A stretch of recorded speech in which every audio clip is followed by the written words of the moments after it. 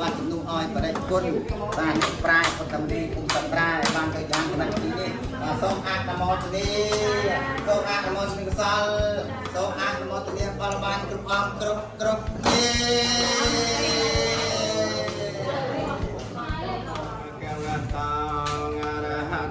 សម្មាសម្ពុទ្ធសនមោតាសព្ភិកវតោអរហតោសម្មាសម្ពុទ្ធសនមោតាសព្ភិកវតោអរហតោសម្មាសម្ពុទ្ធសាទាយោទាយិកាទេហើ